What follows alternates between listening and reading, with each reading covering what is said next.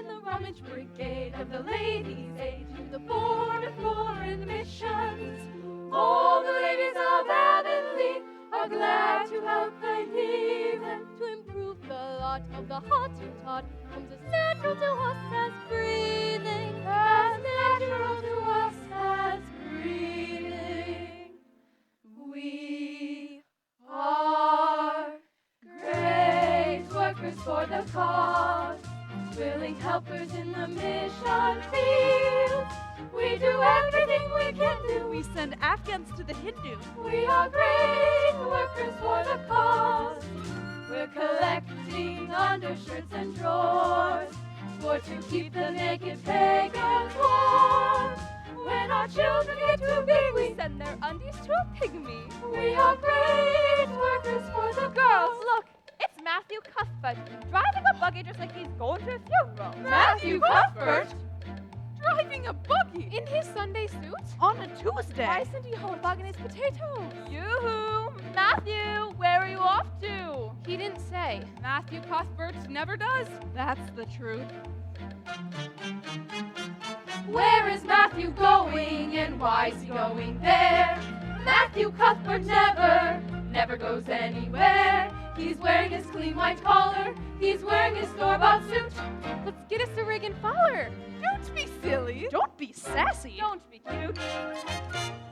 Where do you suppose he's going? He's hitched up his Sunday steed.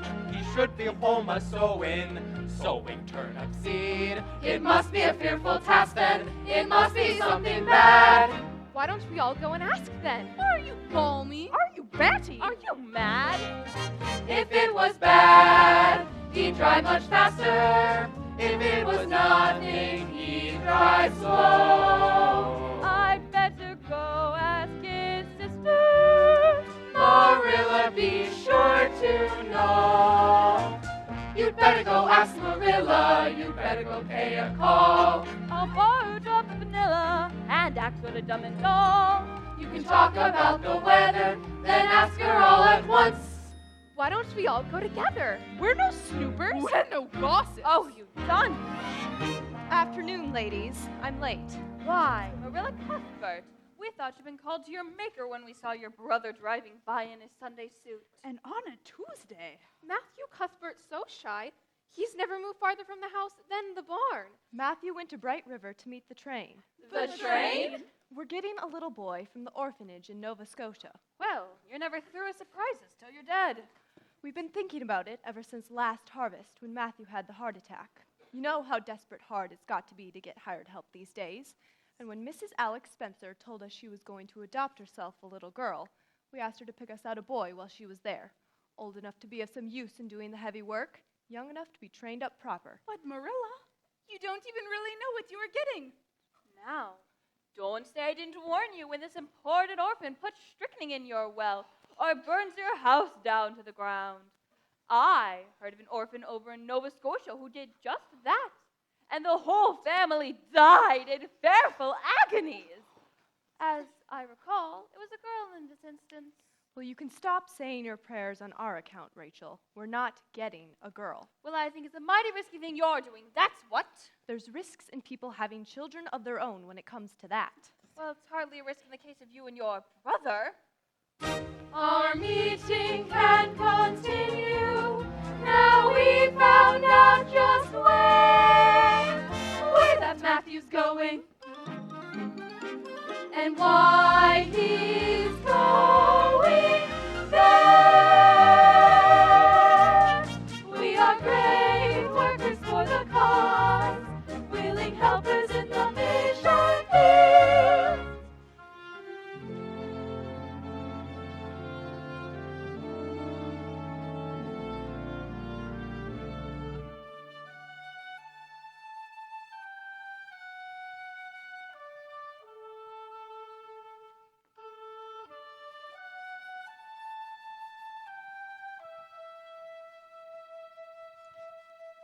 If you're looking for the 5:30 train, it's been and gone. Oh, Half an hour ago. it's only 20 past 5. If you're looking for the station master, He told me to tell you that he's gone home. He told you to tell me? I suppose you are Mr. Matthew Cuthbert. Mrs. Spencer told me what you look like. I'm Anne Shirley. Anne with an E. I was beginning to be afraid you weren't coming for me. The station master said the train was early because they had a new engineer on, and he wasn't very experienced. There must be some mistake here. Yes, he said usually the 5:30 train comes half an hour late, regular as clockwork. If you hadn't come for me, I was going to walk down the track to that big wild cherry tree. See it? Oh, yes. And I was going to climb up that beautiful tree and stay there all night. Wouldn't that be lovely? Am I talking too much? People always say I do. Mrs. Spencer says my tongue must be hung in the middle, it flaps so. If you say so, I'll stop. I'll stop when I make my mind, although it's awfully difficult. Oh, no, you can talk all you want. I don't mind. Oh, I'm so glad. It seems so wonderful that I'm going to live with you and belong to you. I'll let Marilla do it. I beg your pardon? Oh, well, let me help you with your bag. Oh, I can carry it. It isn't a heavy bag. It's very old. Thank goodness I'll never have to use it again. Mr. Cuthbert, what would you be if you had your wish? Divinely beautiful, or dazzlingly clever, or angelically good? Well, now, I don't rightly know. Oh, neither do I. But it's nice to think you have a choice.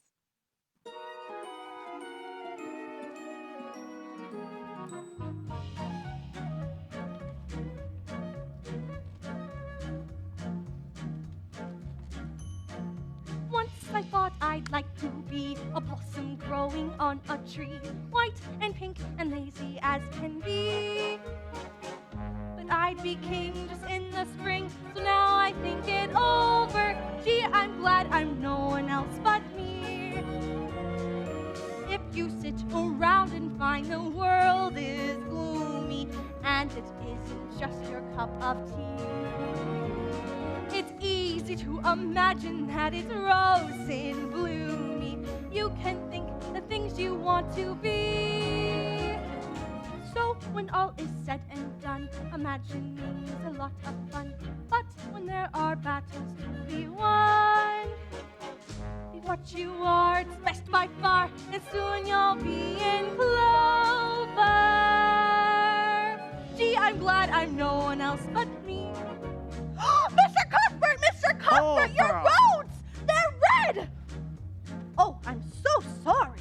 Well, don't you like them? Mr. Cuthbert, what color would you say this is? Why, it's red, ain't it? Yes. Red hair and freckles have been my lifelong sorrows. But why are your roads red? Well, now, I remember a fellow telling me it was the iron in the soil getting rusty, but I don't suppose he could have meant it. Do you suppose that it could be the wounds of tragic destiny dripping from a blood-stained family tree? An evil spell that did compel the founders of this island to meet their doom and perish horribly. Picture now the vicious strife that started raging way back in the olden days of yore, with family and feuds engaging, drenching all your local soil with gore. There, as far as I can see, I've just cleared up the mystery of why your roads are red perpetually. The answer's found not in the ground, in your imagination. Giddy up, Pearl. Gee, I'm glad I'm no one else. Gee, I'm glad I'm no one else. Gee, I'm glad I'm no one else but me.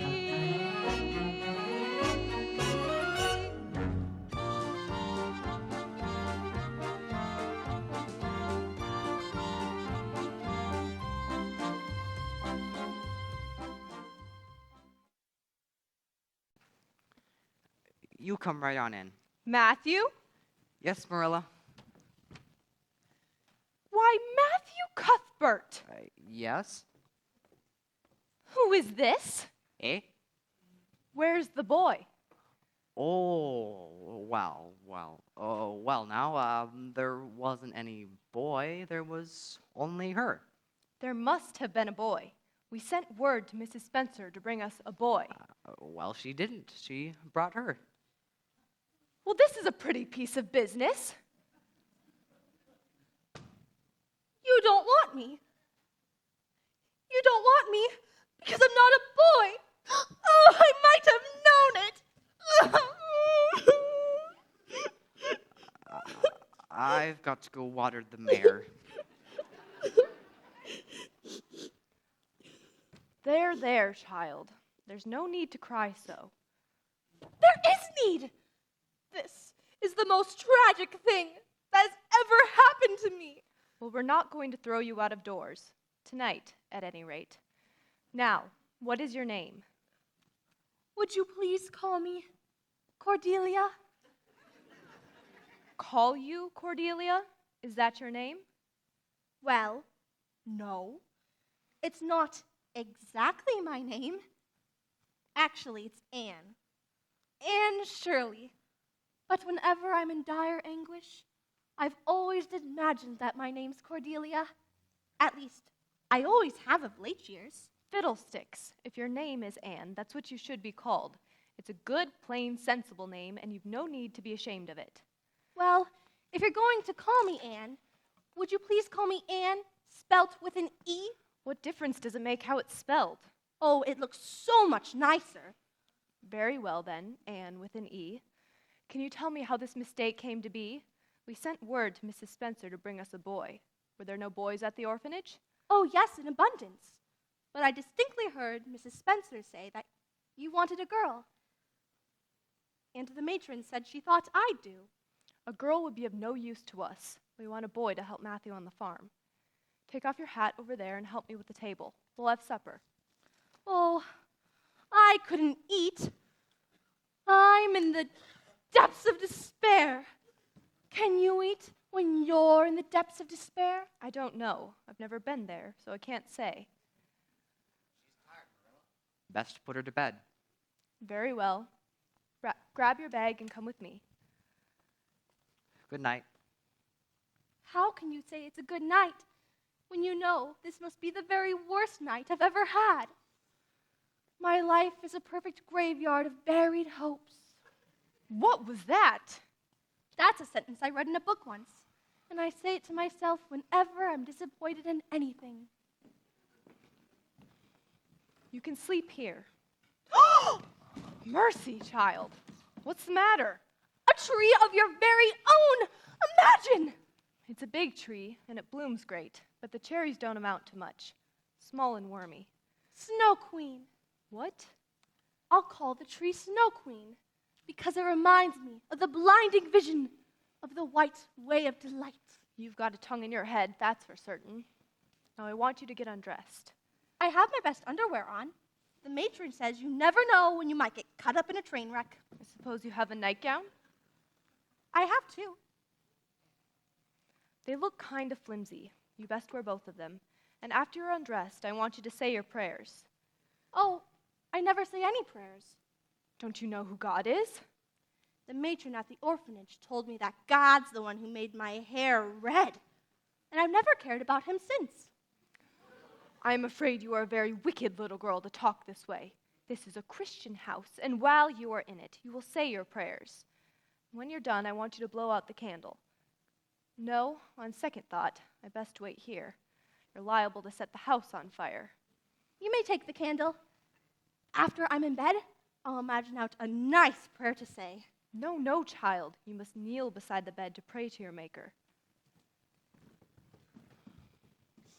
I'm ready. What do I say? Now I lay me down to sleep. You best talk to the Lord in your own words, child. I'll do my best. Gracious Heavenly Father, infinite, Mercy on unattainable. us! What was that? That's the way the minister who came to the orphanage used to do it. Stop chattering and get on with your prayers and use your own words. My dear God. Oh, Miss Cuthbert, even though I'm not going to be staying here at Green Gables, I think I could make a much nicer prayer if I imagined that I am. Never mind your imaginings. Just thank him humbly for the blessings he's given. But that's where I need my imagination. Dear God, thank you for the white way of delight and the Snow Queen. I'm really extremely grateful for them. And that's all the blessings I can think of just now to thank you for. As for the things I want, it would take a great deal of time to mention them all. So, I'll only name the two most important. Please, let me stay here at Green Gables. And please, let me be good-looking when I grow up. I remain yours respectfully, Anne Shirley. With an E. There. Did I do it all right? I could have made it much more flowery if I had time to think it over. Go to sleep now. Oh, I just thought I should have said amen in place of yours respectfully, the way ministers do. Do you suppose it will make any difference? I don't suppose so. Now go to sleep.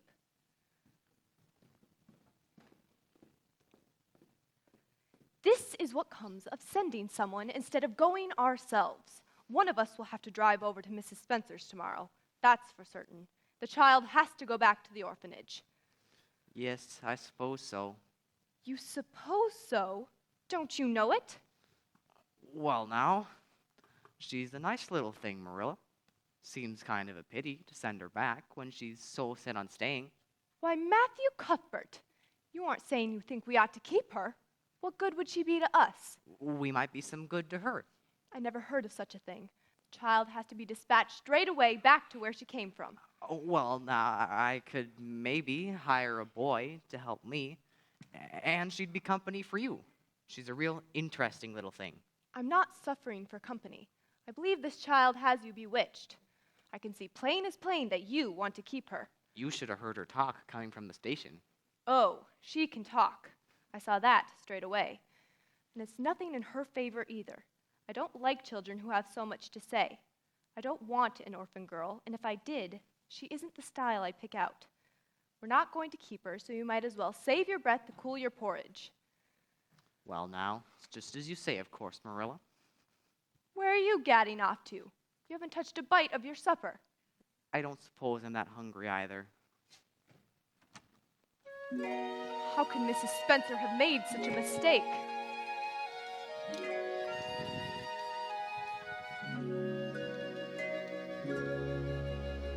We clearly requested a boy.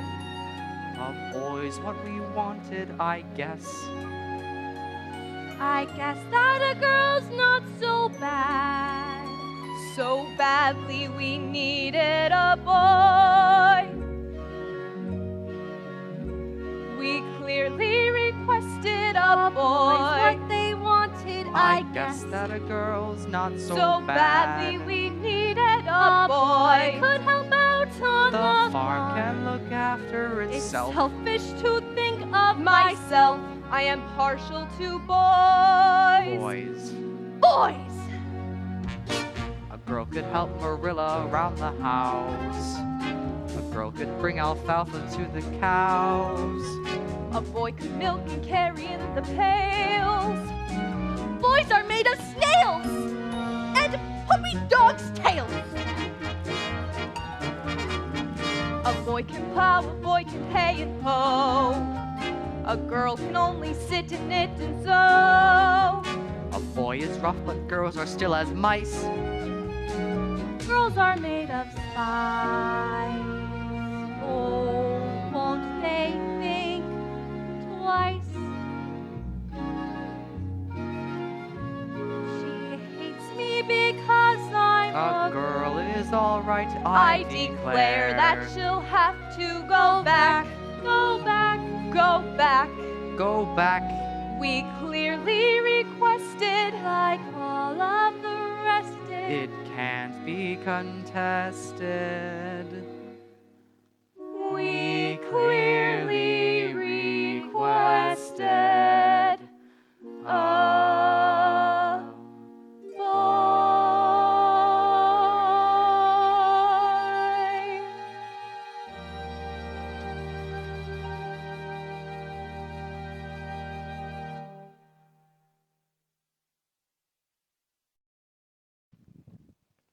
Oh, Marilla Cuthbert!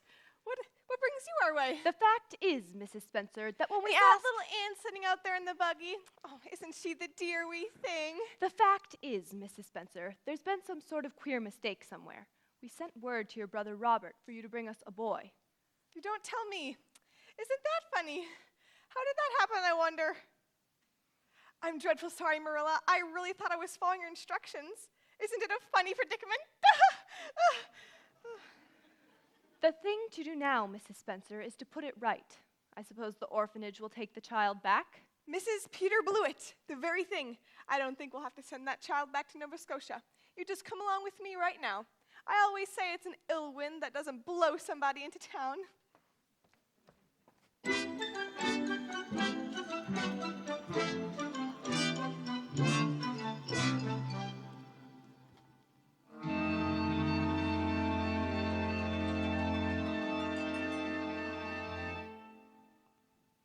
Yoo-hoo, Mrs. Blewett! Come in. Lovely to see you again. My, what a dear little home you have. May I introduce my friend, Miss Marilla Cuthbert?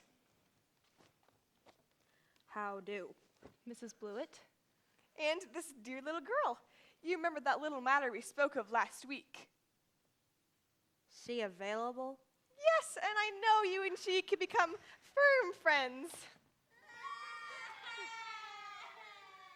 Them kids. I keep them in the woodshed till feeding time. Here, you. Go stir the stew. All right, I'm coming out there and wail the daylights out of ya. The good Lord has seen fit to reward her labors. She's had twins 3 times in a row. How many children in all? 7. No, 8. She be Roman Catholic? No, Presbyterian. How long has she been married? 5 years, going on 6. Funny kind of Presbyterian. Dinner's coming. Just sit out there and suck your fingers. All right, you.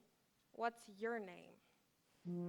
I'm the Lady Cordelia de Montmorency, adopted by gypsies when I was 3. Anne. My name is Anne Shirley. Anne with an E. That's better. Just the facts. Tell her where you were born and who your folks were. I was born in a palace in old Vienna, then Nubian waltzes my lullabies. And my father was Johann with great mustaches. My mother Maria with emerald eyes. Where'd you say you was born? My dear parents were rich and aristocratic, with 10 maids and butlers to bring you tea. And you'd ride in a carriage with footmen on it, and all of them curtsied and bowed to me. Now that is enough of that, child. If you're wondering how I got here, I was kidnapped by this buccaneer who took me to France and taught me to dance in his gypsy hideout in Tangier. Oh! Anne Shirley! Stop it this instant! I've never heard such nonsense in all my life! I don't think the girl's all there. That's certainly not what they told me at the orphanage. Anne Shirley! We don't want no gypsies around here. Whatever possessed that child? Anne Shirley, just where do you think you are? And who do you think you are?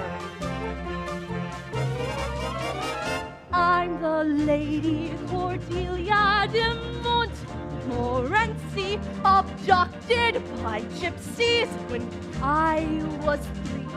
The facts, the facts, the facts. The plain, simple, homely, unembroidered facts.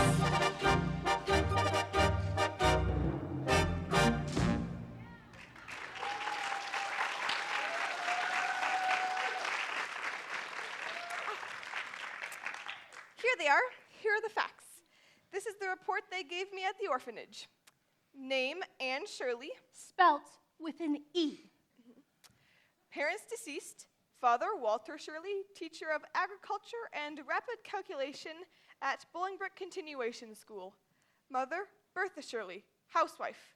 I have to imagine what they look like. I was only 3 months old when they died. Never mind, dear, you're going to have a new home now. What you lose on the sass, you gain on the gander. Now, where was I? Temporary guardian, Mrs. Russell Thomas. And her drunken husband. Oh, dear, that's not a very nice thing to say. It's not a very nice thing to watch either. But then they sent me upriver. Up the river? To Mrs. Hammond and her 5 children. Good. So you've had experience. Yes, I have, thank you. So, I lived with the Thomases, then the Hammonds. I lived with the family in Halifax, but none of them wanted me. So, I went to the home for the orphans, and those are the facts.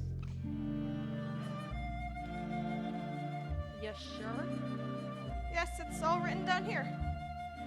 The plain, simple, homely, unembroidered facts. Well, turn around. There ain't much of ya, but what there is decent. I'll expect you to earn your keep. All right, Mrs. Spencer. I'll take her. Well, I don't know. I just came over to find out from Mrs. Spencer how the mistake had occurred. I feel I oughtn't to decide anything without consulting my brother. Best take the child home and talk it over with him. But I thought If we that you decide not to keep her, I'll bring her back tomorrow night. Will that suit you, Mrs. Blewett? I suppose it'll have to do. Well, we'll just leave it at that then. We'll put it off until tomorrow instead of burning our bridges today.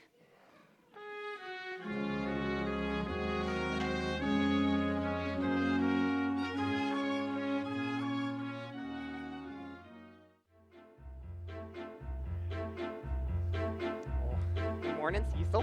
Morning, Earl. Cecil, Earl. Morning, George.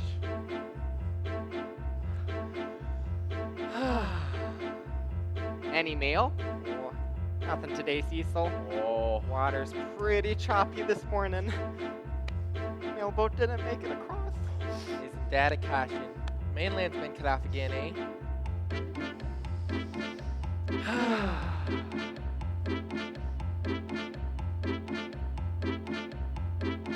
Where'd that buggy come from, eh? Well, I don't know, but it looks like it's heading into Cuthbert's. Oh. Where'd Marilla come from? She's coming up from the south. The horse's eyes are rolling, he's foaming at the mouth. Whoever it is she's racing, I can't see him for dust. She's driving to beat the devil like a cyclone, like a whirlwind. Big to bust, eh? Where'd Marilla come from, and what did she have in there? Whatever it was had freckles and hanks of long red hair. She couldn't drive much faster, it must be something dire. Must be some disaster. It's a robbery. Oh, it's a fire. It's a... She's in trouble. In a whirl. It's an accident. It's a girl. Oh.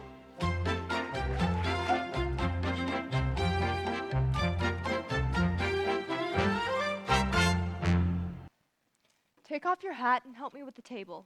Matthew will be in from the chores any minute now. Oh, please, Miss Cuthbert. Won't you tell me if you're going to keep me or not? I tried to be patient all the way back in the buggy, but I really can't bear not knowing any longer. Take this cloth and clean off the table. And then you'll tell me? First, I want you to go to the shed out back and get some sticks of wood for the stove. And that's when you'll tell me? Hurry along to the woodshed, child.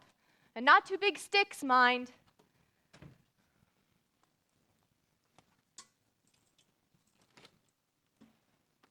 Oh, you're back. So it would appear. I watered Pearl. She's having her oats now. We're running a bit low on oats. I'd best drive over to Carmody or White Sands tomorrow. Marilla, I still think... Matthew, mind the eggs.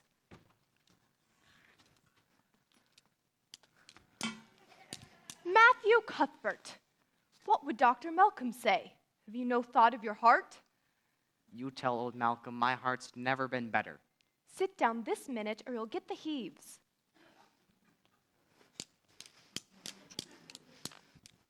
Now stop it, the both of you. I have something to say, although the Lord knows there's not much need to put it into words. Matthew and I have decided to keep you. That is, if you'll be a good little girl and help Matthew on the farm. Mercy, child. Why are you crying? I don't know why I'm crying. I'm just so glad. Oh, glad doesn't seem to be the right word at all. It's so much more than that. Well, when you find the right word, we'll have supper. Oh, I know who that is. Come in, Rachel. I could tell I saw you driving by in the buggy, so I thought I'd come over.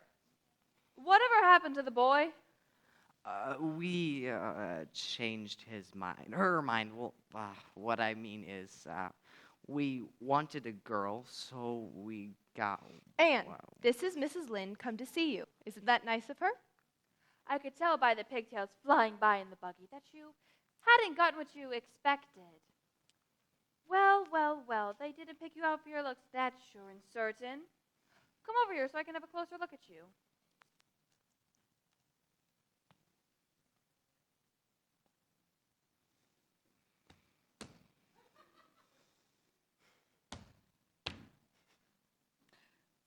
My, did you ever see such freckles or hair as red as carrots?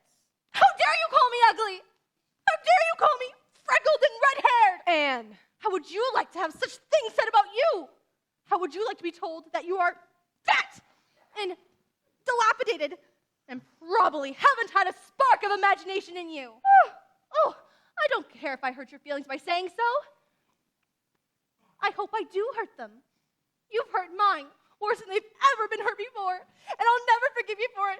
Never, never, never! Did you ever see such a temper? Anne Shirley, you will apologize to Miss Lynde at once and ask her to forgive you. Oh, I could never do that. I'm sorry if I vexed you, Miss Cuthbert, but I'm glad I said what I did. It gave me great satisfaction. You will go straight upstairs to your room and stay there until you are willing to apologize. You've taken on quite a responsibility there, Marilla. I don't envy anyone else to bring that up. You shouldn't have twitted her about her looks, Rachel. Do you mean to tell me that you were upholding that terrible display of temper? I'm not trying to excuse her, but we must make allowances. The child's never been taught what was right, and you were hard on her. Well, I see I'll have to be careful about what I say around here in the future, since the fine feelings of orphans brought from goodness knows where have to be given first consideration. Rachel, you haven't had your tea.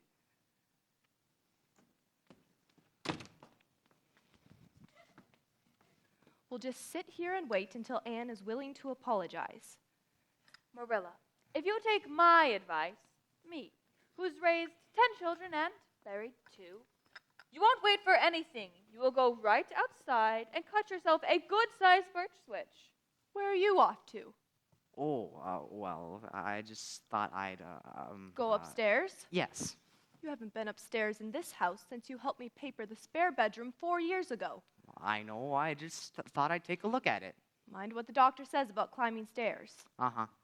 Matthew Cuthbert, don't you go interfering. Perhaps an old maid doesn't know much about disciplining children, but I guess she knows just as much as an old bachelor. Cup of tea?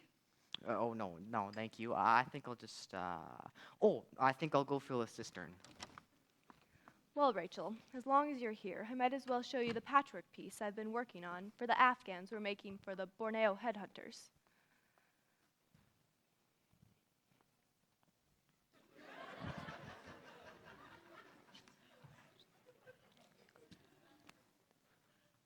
Anne,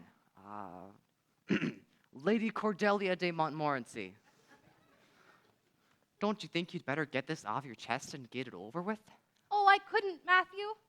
You can lock me up in a damp, dark dungeon inhabited by snakes and toads. Well, now, we're not in the habit of doing that here. Come on down.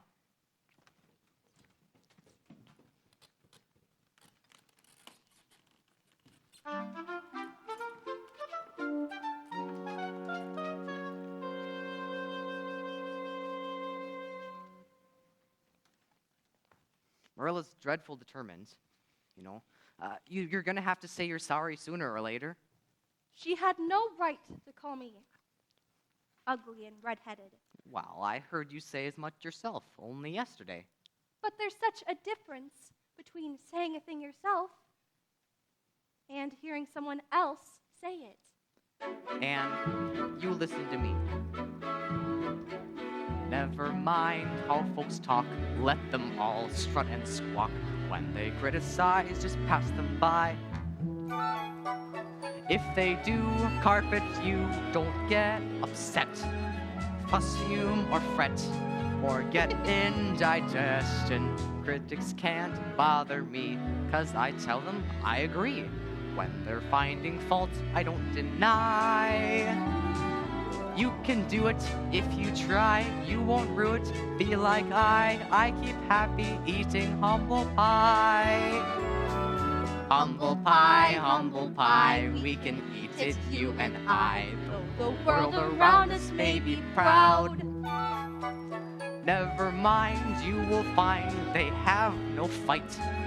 If you're polite, That's right. and answer their questions With a smile all the while, try to walk that second mile. Turn the other cheek against the crowd.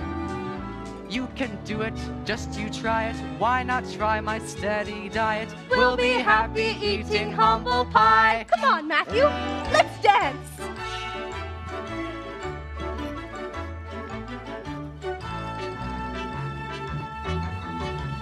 You getting dizzy, Matthew? A bit. Whoa. Whoa. Oh, Anne, can you do this move?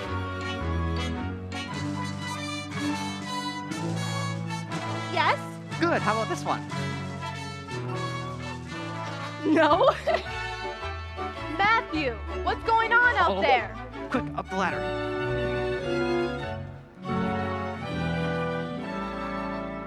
You can do it, just you try it. Why not try my steady diet? We'll be happy eating humble pie.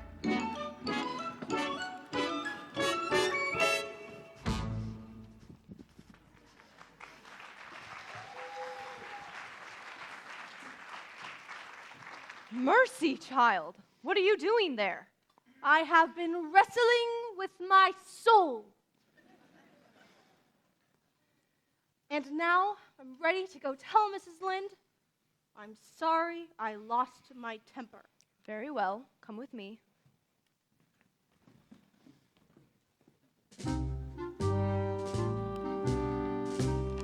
Matthew! Yes? Matthew, come in here. All right. I want you to see what a little discipline can do. Mrs. Lynde, oh Mrs. Lynde, you have been wronged and I have sinned. My very soul is so chagrined undisciplined. I should have laughed. I should have grinned. I should have been more thicker skinned. Forgive me, please. My hopes are pinned on Mrs. Lynn. Well, now, I think that's very nicely done. My punishment was necessary. Upstairs just now in solitary. I have a temper which is scary. I know I have, and I'll be wary. You'll find my conduct salutary. I don't deserve the human race. Just make my headstone commonplace and print my name in lowercase without an E. Just leave a space. Please, Mrs. Lynn, your rage rescind. Please, Mrs. Lynn, I know I've sinned. Please, Mrs. Lynn, I'm out of wind. Please, Mrs.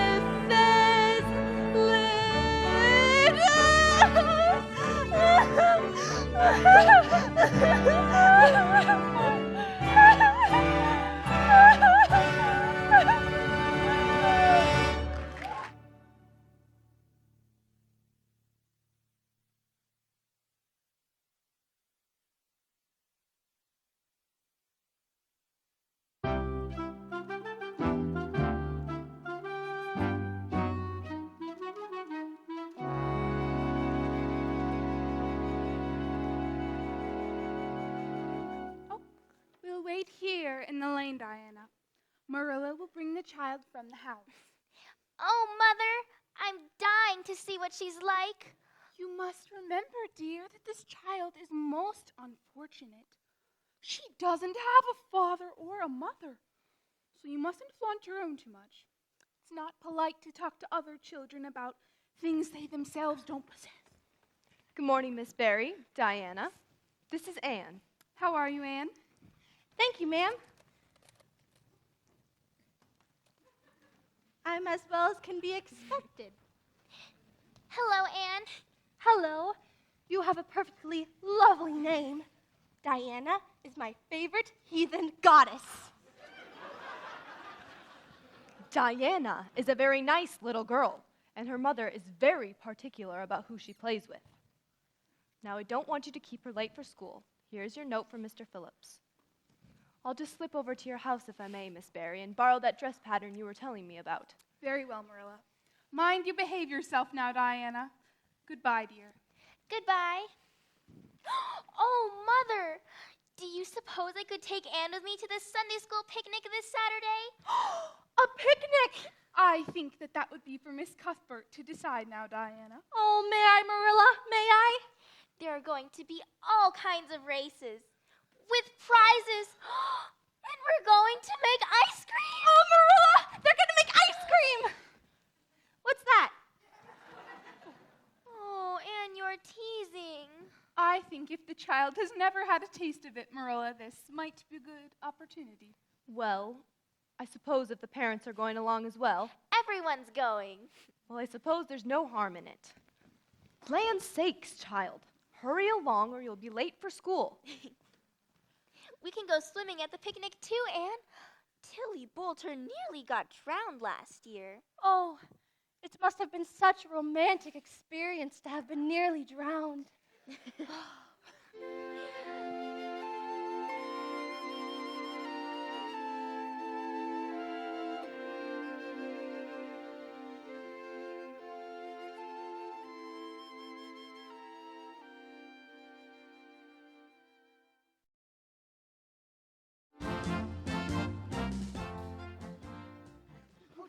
I can't wait to go to the playground. I'm so excited. And you read magic. Oh, this doesn't sound that fun. Think of the homework got it done. Think of the spelling bee, that's fun. Think of arithmetic on the slate. Think about recess, can't wait. School again, school again, school again. It's Lillian Phillips. Good morning, Mr. Phillips.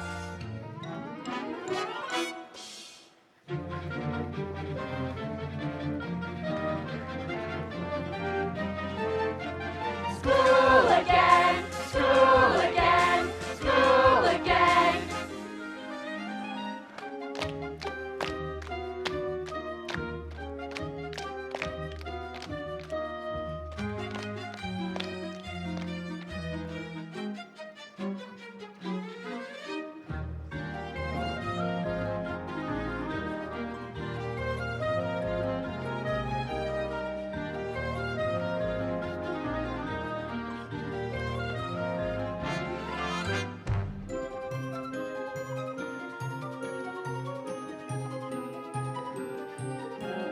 School again, school again, school again.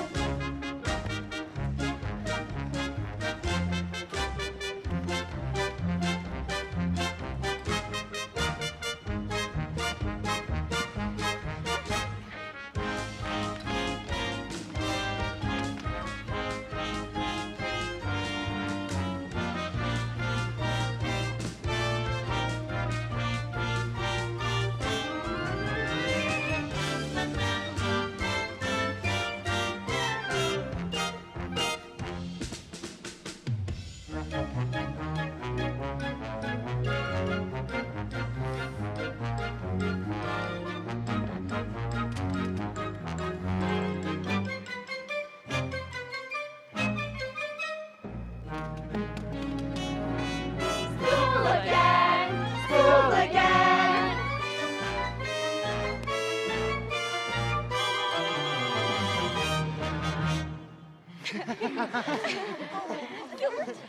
Did you draw that? I drew that. I drew that. Fine time.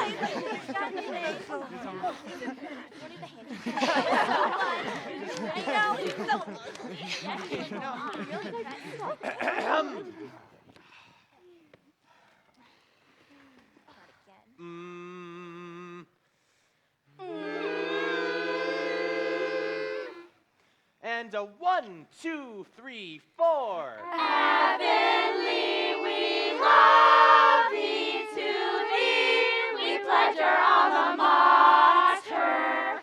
Heads and hands and hearts forever, for we know that you are grand. 2, 3, 4. Avonlea, above thee will raise our loyal sons and daughters, banners of sincere endeavor over Prince Edward Island.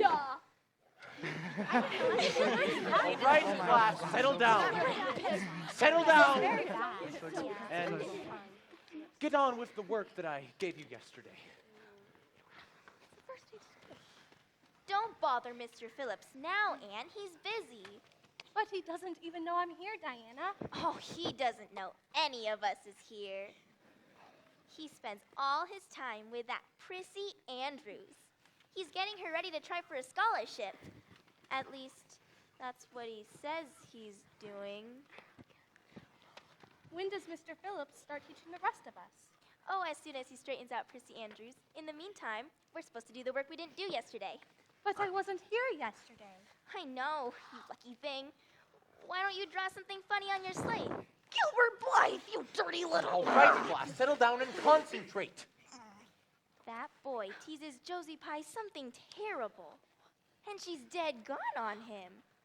He's awfully handsome, isn't he? His name's Gilbert Blythe. I think he's very bold. When does Mr. Phillips start teaching the rest of us? As soon as he straightens out Prissy Andrews. What are these, carrots? You mean, hateful boy! How dare you! Oh! Gilbert, are you okay? Oh. Who is this girl? Anne, Anne Shirley, sir. I'm new. I have a note.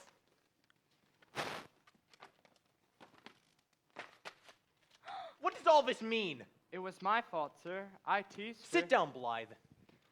I am sorry to see a new pupil displaying such a vindictive spirit. What did you say your name was? Anne Shirley, sir. Anne with an E. Class, repeat after me. Anne Shirley has a very bad temper. Anne Shirley has a very bad temper. Anne Shirley must control her temper. Anne Shirley must control her temper. Oh, please, sir! She spelled it wrong! She scribbled out the E! You must learn to control your tongue as well as your temper. Now go and sit with Gilbert Blythe. Oh, no. I'm sorry, Anne. Did you hear what I said? Yes, but I didn't suppose you really meant it. Oh, I assure you that I did. Obey me at once. All right, class, repeat after me. Anne Shirley has a very bad temper. Anne Shirley has a very bad temper. Anne Shirley must control her temper. Anne Shirley must control her temper. Control her temper. Modi Spurgeon McPherson. Come here. Here. Come here.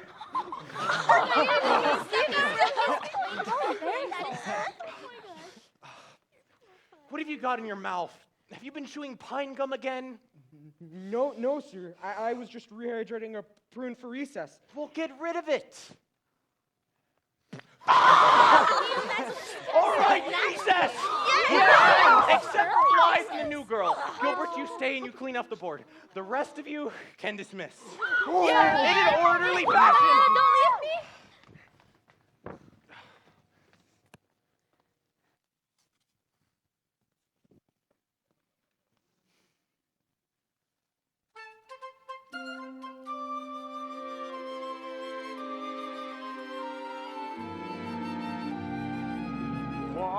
Wondering how we'll all be wondering what it's like to grow up and have someone show up who'll be awful nice and you'll be such a silly fool. She'll never look your way. Wondering, now they'll all be wondering, and they'll gab like parrots, 'cause I called her Carrot. Wondering what it was that hit me, and wondering like I might be wondering if she might be wondering about me this way. And I'm sorry I broke your slate. I meant to make it.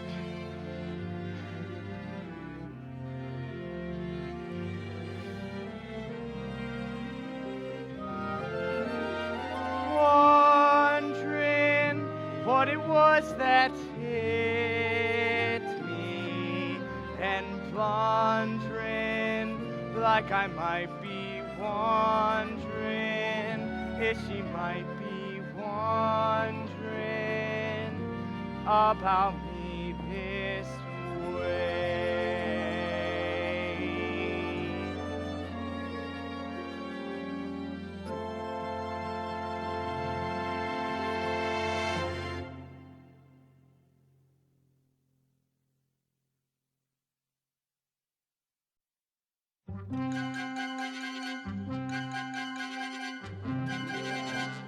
Here, did you hear? Tell me everything, my dear, and I promise you I'll never tell a soul.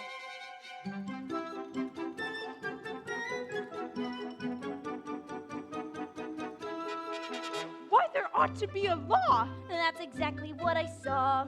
She took the slate and suddenly went berserk. Cross my heart, hope to die. Have I ever told a lie? She's a terror. She's a tartar-tempered girl. Did you hear? Did you hear? Tell me everything, my dear, and I promise you I'll never tell a soul.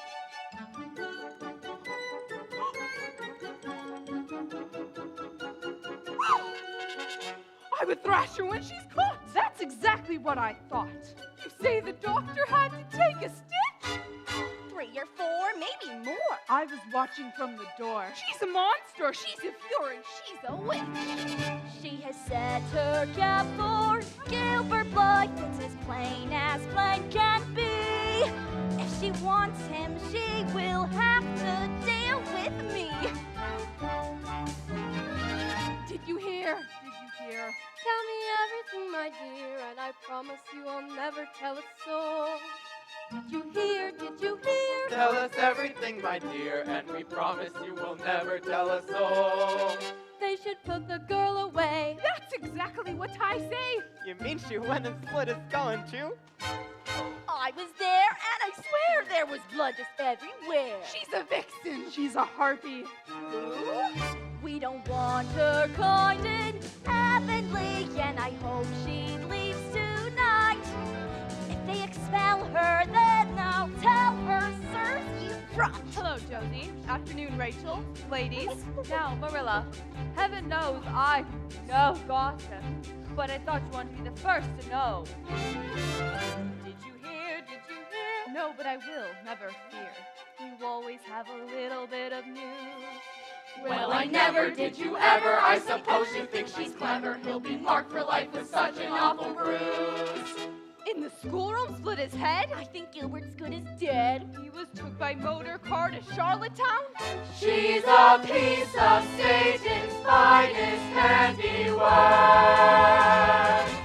She's a vixen. She's a harpy. She's a terror. She's a tartar. We don't want her kind in Avonlea. Terrible tempered girl.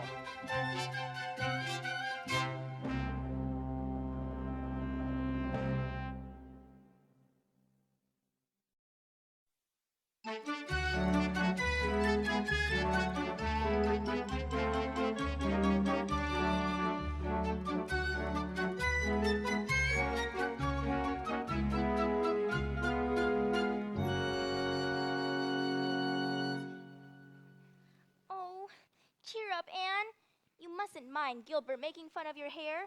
He's called me a crow 12 times. There's a great deal of difference between a crow and a carrot, Diana. Gilbert Blythe has hurt my feelings excruciatingly. Isn't that a scrumptious word? It took me weeks to learn how to say it right. Well, now, what did you learn on your first day of school? Oh, Matthew, Diana invited me to her Sunday school picnic. I've never been to a picnic. Well, you know, neither have I. Marilla doesn't think the good Lord intended us to eat outdoors. Isn't a picnic the very nicest way to enter a church? There will be no picnics for you, young lady. Come along home, Diana. But, Mother... Home at once. There will be no picnics for you or anything else until you stop disgracing our name with your vicious temper. Oh, now, Marilla, it can't be as bad as all that. This child is uncontrollable. She's given the Blythe boy concussion. And right at this very moment, he's at the Charlottetown Hospital with 4 doctors picking the slate out of his head. That's not true. That's just not true. Don't you contradict me, young lady. I got it from Rachel Lynde, who got it from the girl who works at the yards good counter at the store. She was there and saw the whole thing. Why, the boy's brain pan was split wide open for all to see. Anne, I'm sorry I broke your slate and I bought you a new one. Why, Gilbert Blythe, what are you doing up and around? Well, excuse me, Miss Cuthbert, but I've come over to make amends to Anne for what I did. For what you did? I thought it was her that had done it to you. Whatever it was. Oh, it was nothing really. I just teased her in school, but she got the blame. It's all my fault. Oh. How's your brain pan? My what, sir? The part of you that's split wide open with 4 doctors picking at you? I think somebody's been telling you a story, Mr. Cuthbert. Uh-huh. I should have known better than to listen to those gossips that hang around Blair's store. And we must be certain Mrs. Barry gets the story straight, too. Now, I don't see any reason why Anne shouldn't go to that Sunday school picnic. Oh, could I? Would it be all right if she went with me? I promise I'd look after her and bring her home on time. Well, now, I think that would be... Well, I'd want somebody to be responsible for her. No! If I go at all, I shall accompany Miss Diana Barry. I and she can look after each other. Anne. The iron has entered my soul.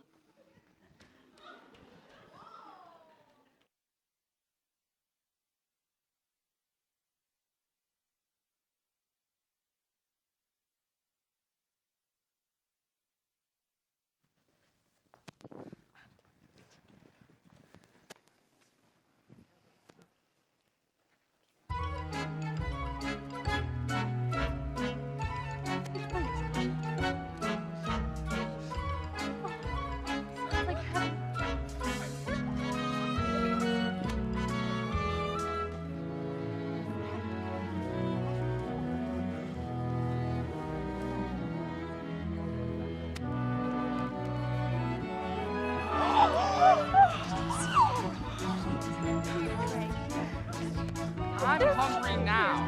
I made some sandwiches, deviled eggs with co-cherry jelly. I'm not that hungry.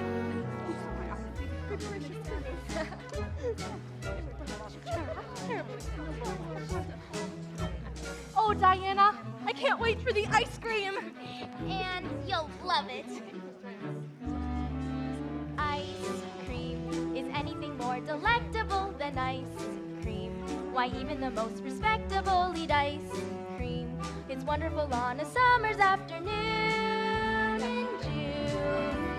Ice cream, the recipe's something serious, but ice cream makes everyone so delirious that ice cream is certainly worth the trouble that it takes. What does it take? It takes a tin pail, pack it with some ice, rock, salt, sprinkle it on twice, a big spoon to see if it tastes nice. You got me a quiver. I'm starting to shiver for Ice cream, the mixing is most enjoyable of ice cream, and no one is unemployable in our scheme. You've got to keep on the double till it's set. You bet. Chill, mix, cover it up tight, turn, crank, can't you do it right? You help. This is no time to fight. Keep on with the churning and soon you'll be churning out ice cream. It's out of this world for tastiness, but ice cream can never be made with hastiness, so our dream is bound to be just a little overdue. How true.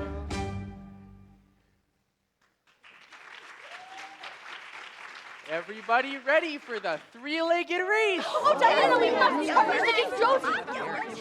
My partner. She'll be left in our dust. Gilbert. Very Gilbert, is there any extra? Come Come on, on, Gilbert, let's go. We'll definitely be able to beat Josie. Diana, where'd you go? Bert. Mr. Phillips! I'm struggling. I can't. Diana. Diana, that's not me. I want to be with Gilbert. All right, everybody. On your mark, get set, go!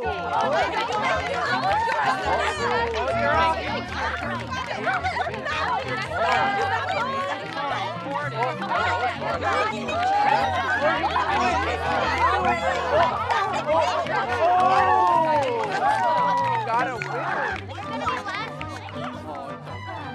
The winners, Anne Shirley, spelled with an E, and Gilbert Bly. Everybody ready for the egg and spoon race? Lovely eggs donated by the Cuthbert family, eh? All right, everybody, are you ready? On your mark, get set, go!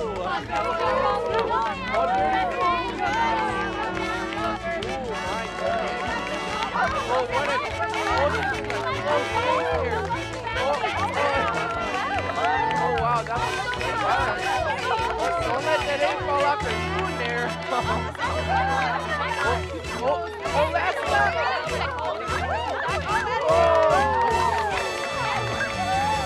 The winner, Anne Shirley. Oh, Diana, what a thrill! I never thought I'd actually win. Yes, and Gilbert held them back, so you'd be the first one in. Humiliating! I think he wants to be your beau. Never. I shall hate Gilbert Blythe for the rest of my life. That's good, because he's mine. He is not. He is too. It's ready. What flavor is it? Vanilla. Vanilla? I've never had vanilla. Gilbert hates you. Oh, if he hates me, how does he feel about you, Josie? He loves me. Then why did he pick you for his partner? He did. Oh. That didn't happen this time. Now it's frozen to the core. About time, our arms are getting sore. Here's the moment we've been waiting for. Here you go, Miss Shirley, your first taste of ice cream. Gilbert Blythe! Oh! Ice cream.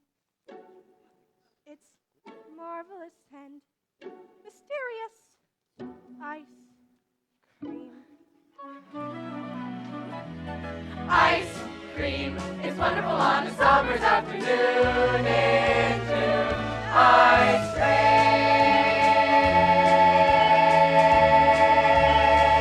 Ice cream!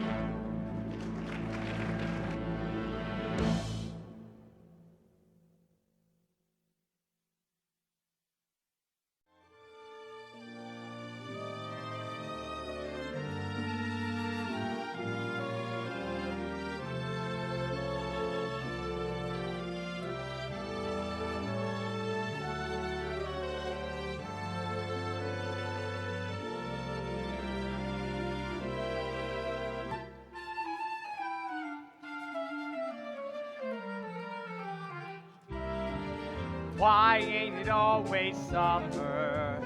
I could sleep late, stay up to midnight catching, do worms for bait.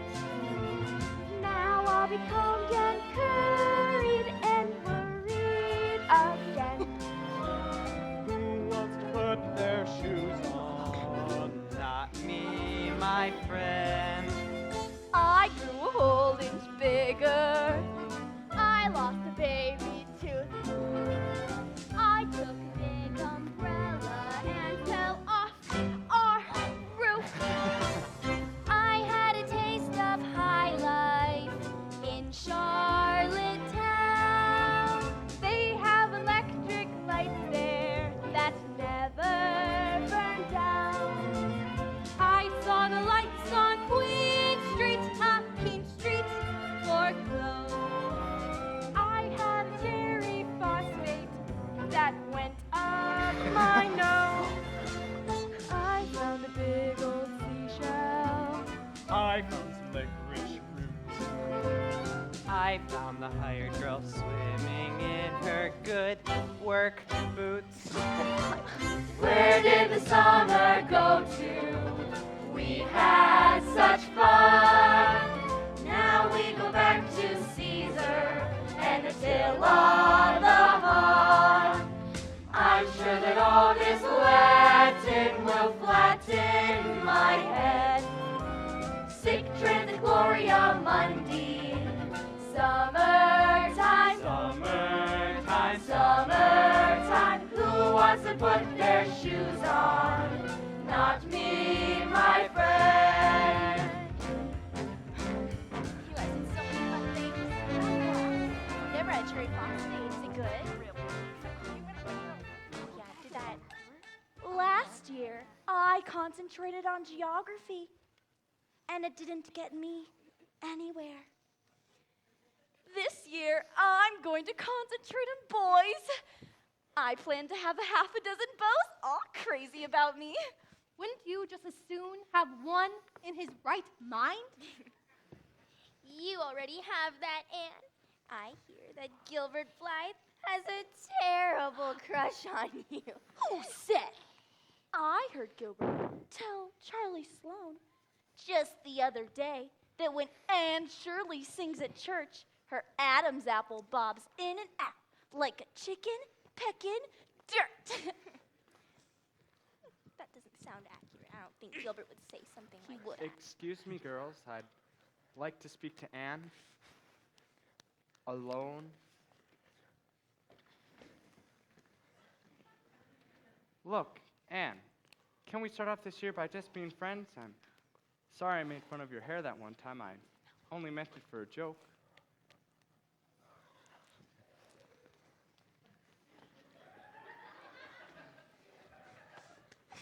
No, Gilbert Blythe. Never. All right, I don't care either. Carrots. Come on, Josie. Diana, let's promise each other one thing. That when we grow up, neither of us will get married, and we'll live together forever as nice old maids.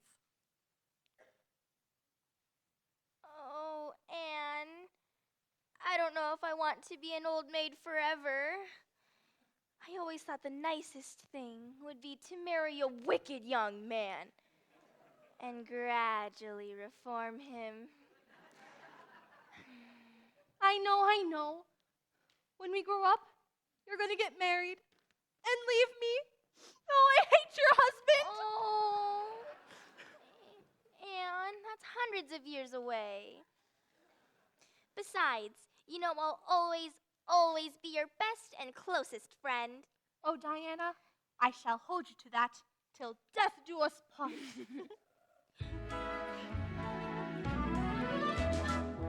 Kindred spirits, just you and me, ever to be.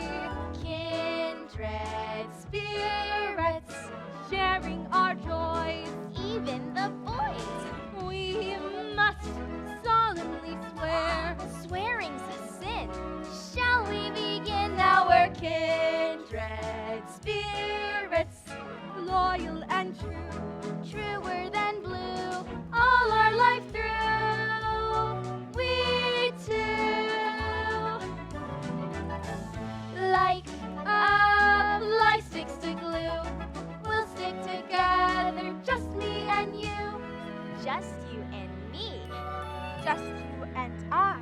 That's how it will be. Now we're Kindred spirits, loyal and true. like an old shoe, All our life through. we two. It just got smelly in here. Is it you? It's you. No, I'm gonna play with Anne. You always cheat, But I'm gonna beat you. Come here. But that's because you're gonna cheat. Go away. Jerry, do you want to play the game? Fun. Okay, here. And then Oh, look, you're out. 1, 2. Okay. Do you guys know how to play this game? Really? It's super fun. Put your fingers out like this. Good morning, boys and girls. Hey, you're not Mr. Phillips. No, I'm not. My name is Miss Muriel Stacy, and I'm your new teacher. Mr. Phillips won't be coming back. Wait, why not? Well, I believe he has another job, a better paying one, at the feed store. I heard he had married Prissy Andrews. My, what a bright, sunny morning. I think we'll have our first class right out here in the yard. Outside? Why not? Just because a pupil is slumped over a desk writing something in a copybook doesn't necessarily mean he's learning anything. Yes, we'll have our first class outside. Oh, Diana, Miss Stacy's a kindred spirit. Open the window, sweep out the cobwebs, open your mind to what is going on all around. Look at the sunlight, what is it made of? How can it make the flowers jump right out of the ground? Open your ears, use that old nose. How come a queen bee knows a rose? Take off the blinkers, let in the daylight. Why does the clinging ivy cling? Tear down the fences, use those 5 senses. Learn everything. Now, are there any questions? Oh, Miss Stacy, what is the sunlight made out It's of? made of energy, and it's coming to you at the rate of 186,000 miles a second. Oh, gee willikers, I never knew that. Open your hands, reach for the skies. How does a lobster Yes? fertilize? Look all around you, life will astound you. What makes the yellow warbler sing? Open your heart to, now we will start to learn everything. Now, our first class today will be, Latin. no, not yet, Algebra? later. Deportment? That comes naturally with a healthy mind and a healthy body. Then, what's Miss Stacy? Nature study. Open the window. Open the window. Sweep out the cobwebs. Sweep out the cobwebs. Open your mind to what is going on all around. Look at the sunlight. Look at the sunlight. What is it made of? What is it made of? How can it make the flowers jump right out of the ground? Take off the blinkers. Take off the blinkers. Let in the daylight. Let in the daylight. Tear down the fences. Tear down the fences. Use your 5 senses. Use your 5 senses. Learn everything. Open the window. Roll up the blind there, and you will find there is a paradise all ablaze. Listen to music. Look at a statue. Beauty comes at you in 1,000 different ways. Dream up a dream, make it come true. Man made an airplane, and it flew. Open the tap now, take off the cap now. Let your imagination swing. Open the fences, use all your senses.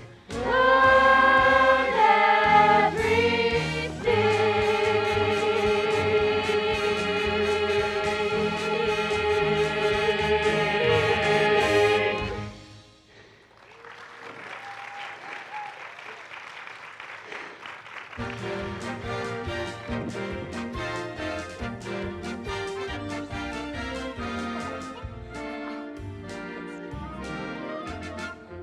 Kindred spirits, Having one aim. thinking the same. Kindred spirits, Miss Stacy and we. Now we are 3. Having one bosom friend. They lead to other friends in the end. Aw, Matthew. Well, now, what did you learn on your first day back at school? The first thing I learned today is that we have a new teacher. And she's absolutely perfect. Well, that is good news.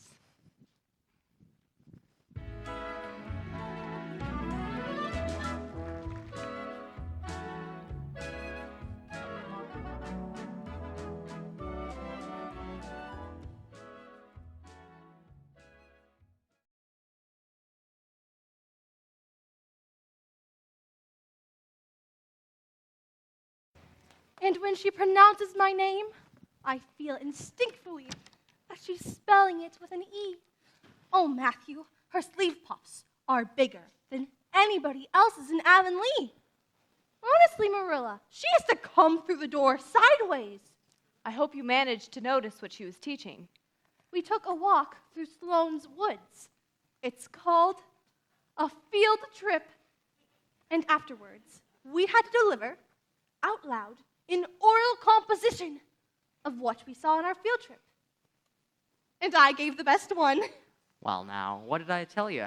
It's very vain of you to say so, Anne. You best let your teacher say it. Oh, but she did say it. Who came second? Oh, Gil. One of the boys. I forget his name. But the best thing is going to be every other Friday. That's when we'll have recitations. And after Christmas, we're going to put on a concert. concert. Well, Fiddlesticks, more foolishness. Oh, no. Miss Stacy says this shall be a feast of reason and a flow of soul. Oh, does she? Well, I don't believe in concerts. They spoil young people for everyday life. Just a chance for boys and girls to stay up late when they'd be better off in bed. is Gilbert Blythe going to be with you in the concert? I saw him last Sunday in church. He was standing there looking all tall and manly, just like his father. You know, John Blythe and Marilla used to be good friends.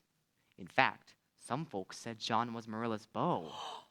Oh, Matthew, what happened? They had a quarrel, and Marilla wouldn't forgive him when he asked her to. I guess she meant to, but, well, you know how Marilla is. Don't go away. I'll need you upstairs in a moment. And not a word out of you, mind. I can almost imagine that Marilla is being mysterious. She has a surprise for you. Oh, Matthew, what is it? Oh, well, now, I'm not supposed to say. A new dress! Marilla has made me a new dress. Oh, I just know it. Oh, is it a new dress, Matthew? Is it? Anne, upstairs. Now remember, I never told you. I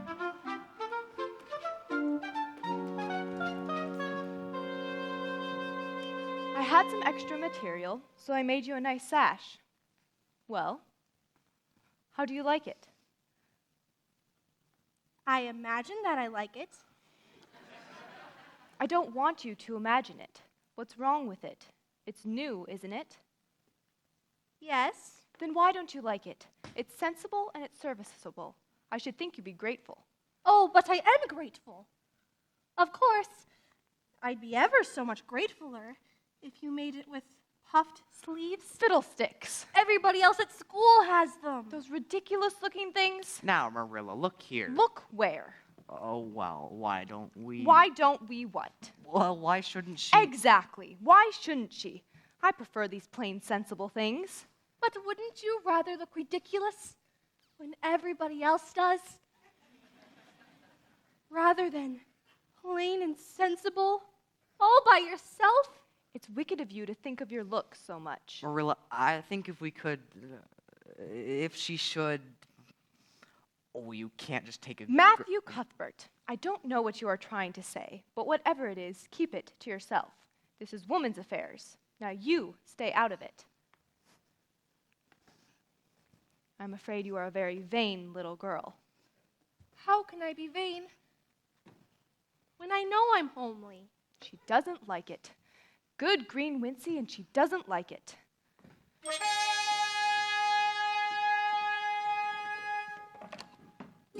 Just a chicken pecking dirt! The world has laughed long enough. It is time to take my fate in my own hands. It is a far, far better thing I do. I am standing on the threshold of eternity at last. As reckless I have been of the future, as I have been of the past. The words, the words, the words. Why won't they come when I want them? I've kept my peace since I was young, 'cause a boy is taught to hold his tongue. But now when I'm bustin' to say my say, I just can't seem to find a way. I can't find the words, can't get out the phrases. Just when she needs love, I can't sing her praises. Where do the words go when I am before her? Oh, if I could show what I feel in my heart, I'd implore her. I adore her. I'd die for her. But I Can't find the words.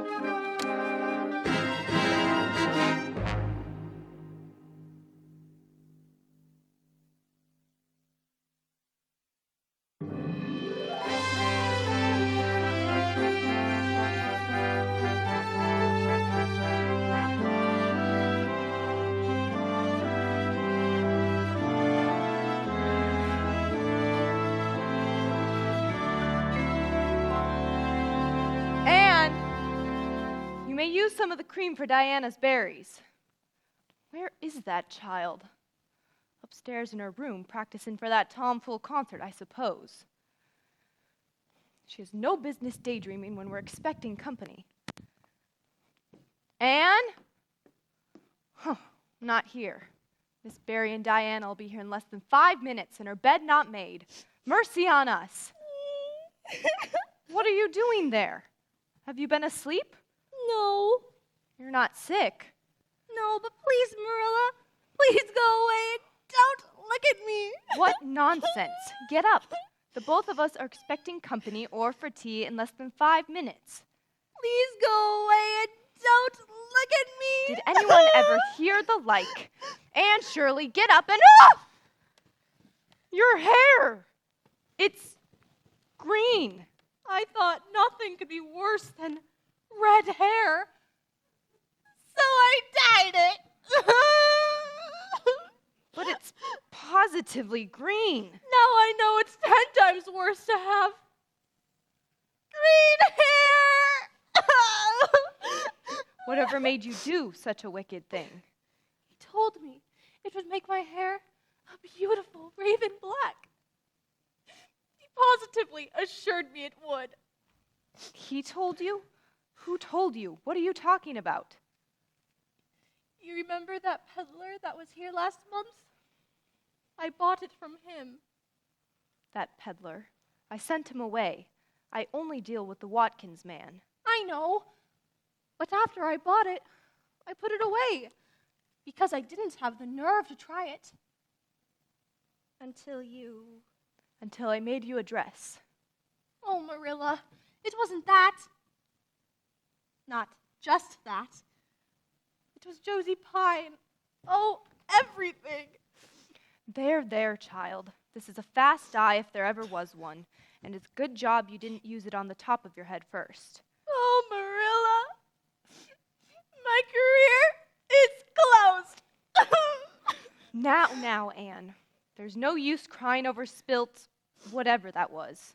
That hair will have to come off. I'll get the scissors. But Marilla! No time to lose. Here come the ladies up the drive now.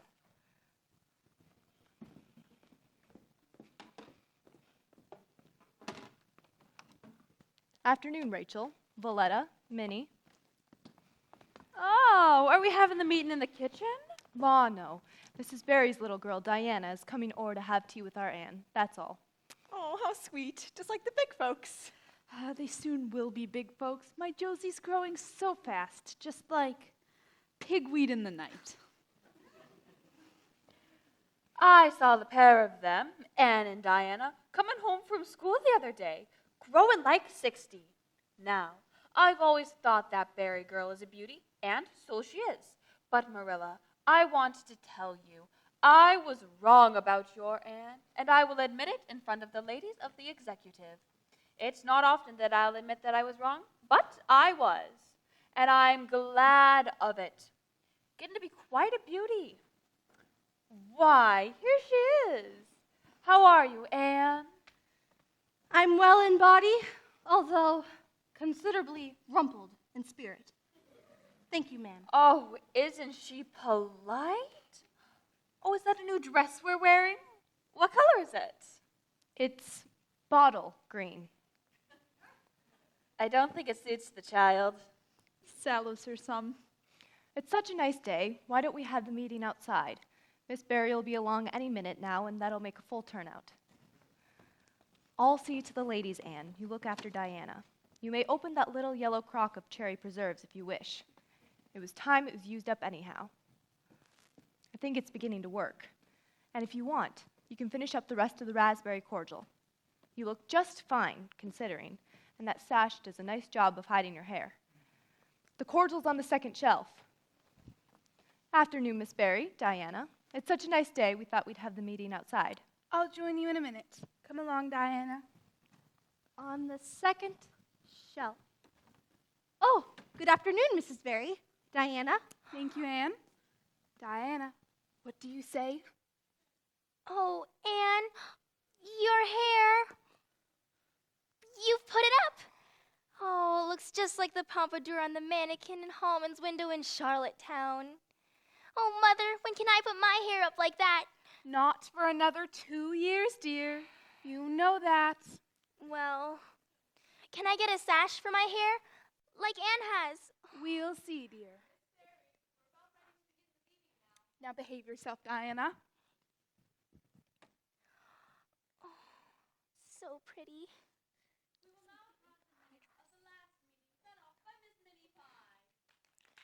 Oh, Anne, you are the luckiest thing. I envy you, I really do. I'm absolutely green. Oh, won't you please sit down, Diana? Won't you have some raspberry cordial? This is going to be fun. We can pretend we're grown up and say things to each other we really don't mean. Do you suppose Rachel, Lynde, and Marilla did this when they were little girls? I don't think I can imagine Marilla or Mrs. Lynde as a little girl. Even my imagination has its limits. May I have some more cordial, please? There you are. Thank you. Ooh, I'll get the cake. I baked it myself, so I hope it's all right. Last time was when the minister came. And instead of vanilla, I used Sloane's liniment by mistake. Oh, won't you have some more cordial? Won't you, Diana? Thank you. You're welcome. Oh dear, put too much starch in these napkins. I made a plate of taffy too, but Marilla made me throw it out. One of the cats in the barn walked all over it. I don't think you would have noticed, except for the rather interesting design. Kindred spirits, just you and me, ever to be. I'm glad you feel that way, Diana. This is awfully nice cordial, Anne. It's ever so much nicer than my aunt's cordials, and she brags over Josephine ever so much. It doesn't taste a bit like hers. Oh, oops. Diana, it's all right. I'll get a cloth. Diana! Kindred spirits, just you and me, ever to be. Diana? Like a fly sticks to glue, we'll stick together, just me and you. Diana! I'll swear at you, you swear at me, we swear at we. Now we're kindred spirits. Diana? Oh, hello, Mother. What has happened to my child? I think she's squiffy. I think she's been poisoned. I think I'm going to be sick. Don't worry, Mrs. Barry. I'll cope. Anne Shirley, where did you get this bottle? On the second shelf, where you told me. How much did she drink? 3, maybe 4 tumblers full. Diana? Diana! It's my fault. I forgot to bring the cordial up from the root cellar. The child has been drinking currant wine. Wine? Why, Marilla Cuthbert, you always said that your currant wine wouldn't have the least effect on anyone. You even gave it to the minister's wife. Yes, but she didn't drink 4 tumblers full of it at a time. However, that's the last of it, you'll be glad to know. I best get rid of the rest here and now.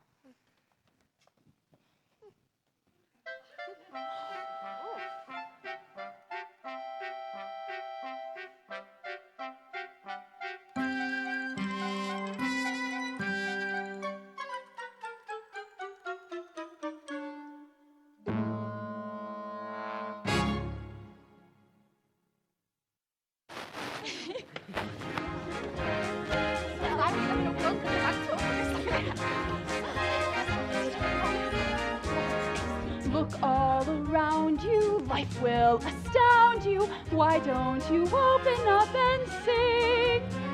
Open the window, now we'll begin to learn everything. Now, I want the girls to collect leaves and wildflowers, and there will be a prize for the one who brings back the most different kinds. And boys, let's see who will be the first to climb up a tree and bring us back an empty bird's nest. Oh, wait!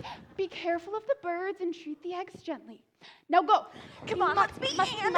Josie. Yes. Anne Shirley, Gilbert Blythe. Would the two of you come here, please? Get a lot. I will. I have decided to recommend the both of you as candidates for the Avery Scholarship. If you accept, you will be competing with students all over the island, and you will also be competing with each other as there's only one scholarship. It's worth $250 for 4 years at Queen's College, but it does mean an extra hour's work every day after school. Are the two of you willing to give up that free time to try for it? Good, I'm glad. You should be able to help each other a great deal. I see. Moody, get that out of your mouth! Oh.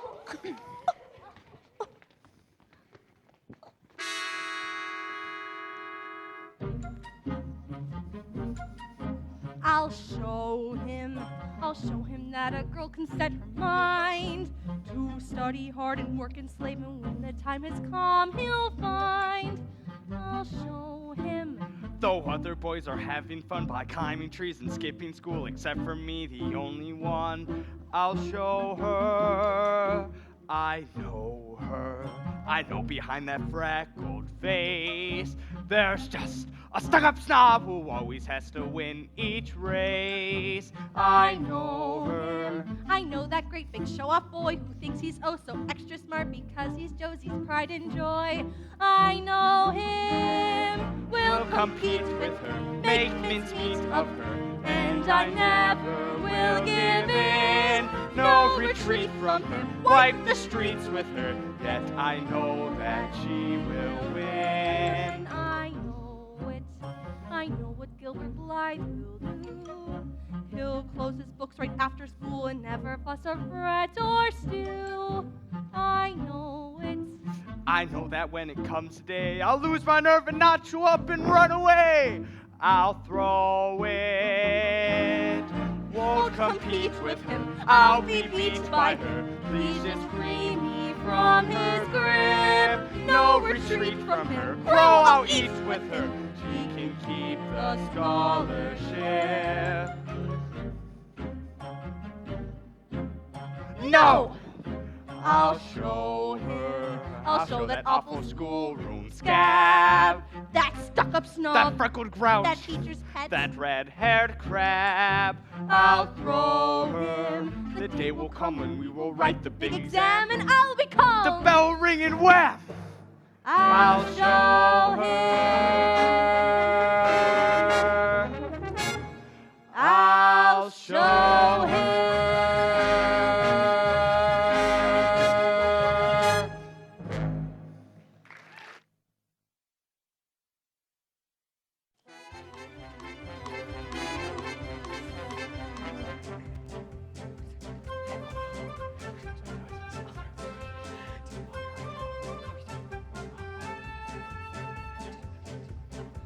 Oh, morning, Earl. Morning, Cecil.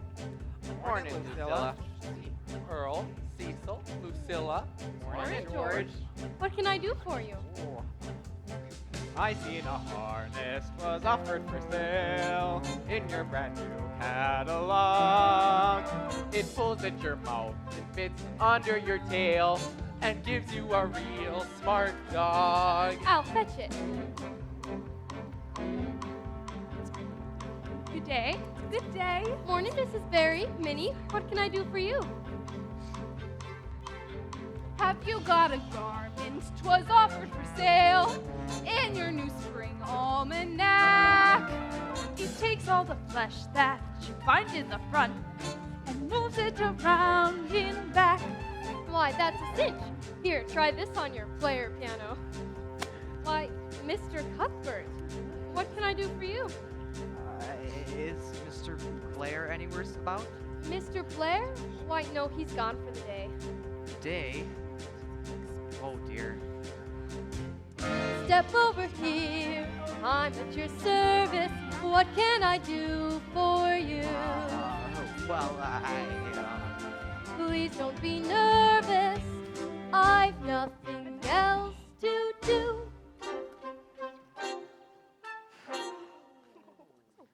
I'd like some puff. Puff. Puff? Puff? How's that again, Matthew? I'd like some puff. Puff. Pipe tobacco. I'll wrap a tin of old chum. No, I'd like Paraffin oil? Coming right up, one drum. Have you got puff? Paris perfume? Right now we've nothing in stock. No, I want Pickled preserves. Pickled preserves, one crock. Our only aim in life is but to please you. A general store is just the place to meet the needs of the human race. What I really came for, I really can't say. It's more like, oops. Potatoes! Oh, it's a special today. Cecil, come here and help. Oh, no, that's what I really wanted. Prunes. Pink pills. Peppercorns. No. Peaches. Pears. Plums.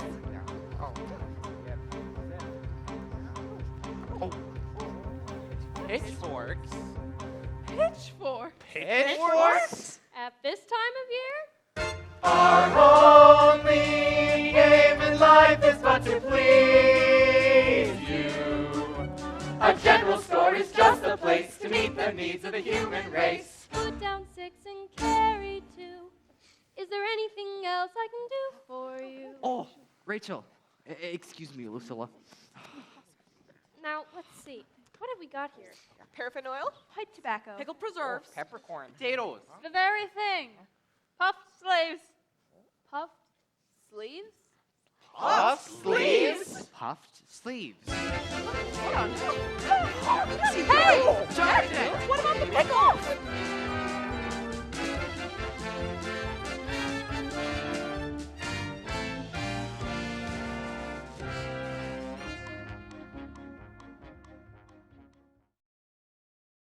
Costume is so cool. Anne Shirley, if you aren't the prettiest thing I ever saw. You don't think it makes me look wider, as Marilla said.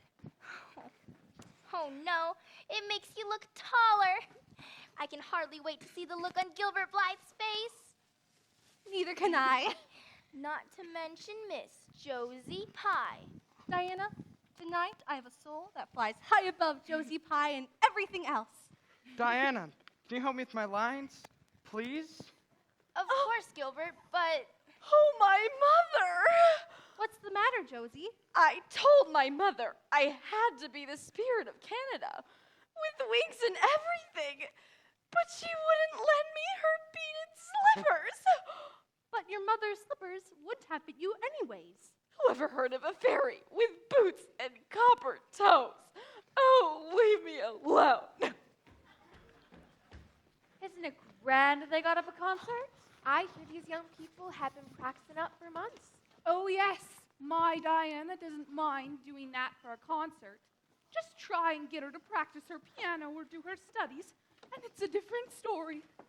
Well, I'm sure we're going to be proud of our Diana tonight. Why, Matthew and Marilla, I'm sure we're going to be proud of our Anne tonight. Why, Matthew Cuthbert, yours white as a ghost. Whatever could Dr. Malcolm say? I'm not surprised either, going all the way into Carmody for puffed sleeves, straining his valves, bringing home a drum of paraffin oil I don't need, 100 pounds of potatoes I'll never use in a month of Sundays, and enough pitchforks for a threshing gang. I know. Wasn't it a caution? Well, I figure it was worth it. It's piled this high. I know. He needed those potatoes.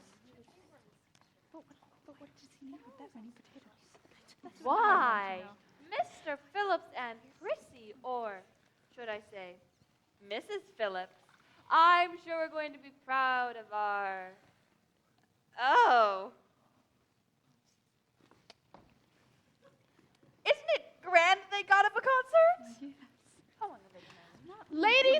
gentlemen, ladies and gentlemen, members of the Board of Trustees, honored guests, parents, and friends. Tonight, we would like to present a pageant of Canadian history which has been written and devised by the pupils of Avonlea School. Oh, did you hear that? Isn't that clever? They wrote all their own history. But first, to open our program, we present a famous tableau. Oh. Isn't that lovely? What is it? It's the Last Supper. It's an event known to each and every one of us, the meeting of the Fathers of Confederation. Oh. And now, our pageant. I am the spirit of Canada.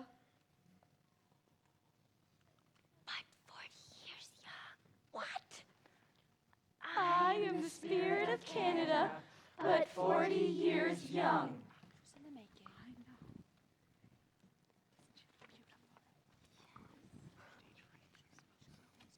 I am the spirit of Canada, but 40 years young. Yet my story goes back to the Ice Age, from whence our first people sprung. Oh, Anne. During the Ice Age, Canada slept. For years she lay, her virgin soil undisturbed, except by the Eskimo. Aww. With his igloo of ice and snow. Later came the proud Indian. So manly. Looks just like his father. I know. And the tree is so authentic. By stripping the bark from some silver birch, he made his rude forest home. Authentic. The real thing. Lovely. Meanwhile, far across the Atlantic Ocean, men from other nations were searching. Gold was what they sought. What did they find? Not gold, but a golden land. Now! Oh. We sail to North America to Sail to see. North America to If see. there's a land that's fit for There's you a and land me. that's fit for you and me. Can there be dry land quite near? Here's the island right here. Never before have we seen such a land. Was it ever grand? They call it Prince Edward Island, the heart of the world, set in the crossroads of the sea. All of the nations have their banners unfurled. Now they know that this is the place to be. Prince Edward Island, the heart of the world, set in the crossroads of the sea. All of the nations have their banners unfurled. Now they know that this is the place to be. They call it Prince Edward Island. So each of them would leave their mark.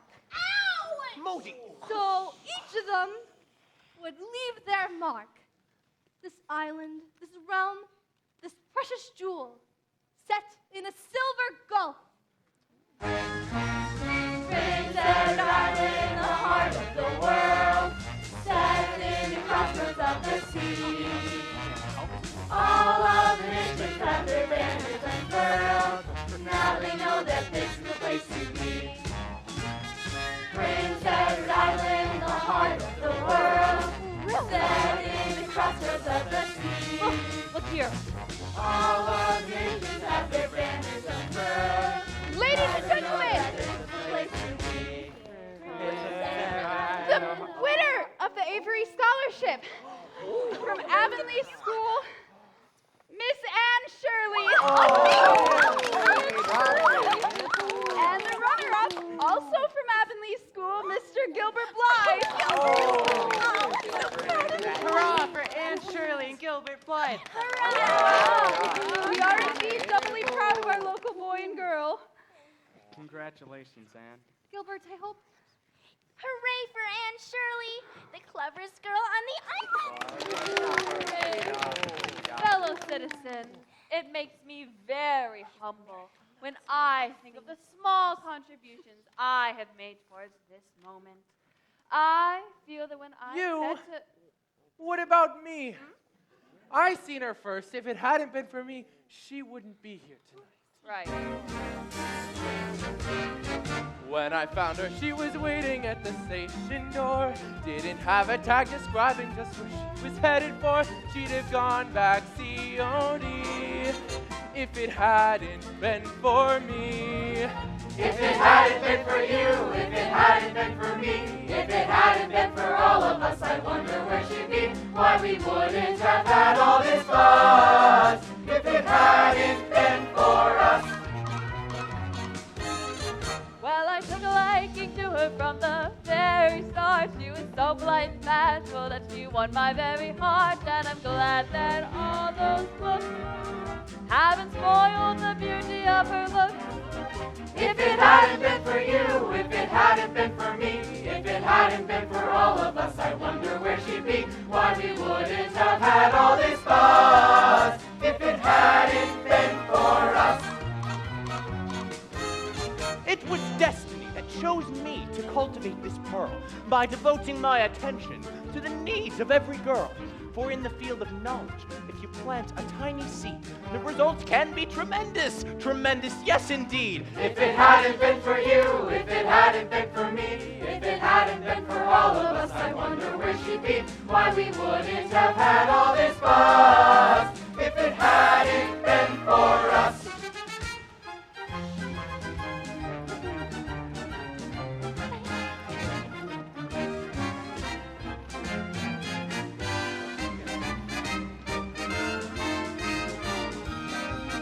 If it hadn't been for you, if it hadn't been for me, if it hadn't been for all of us, I wonder where she'd be. If it hadn't been for Anne, she did it herself with imagination and determination.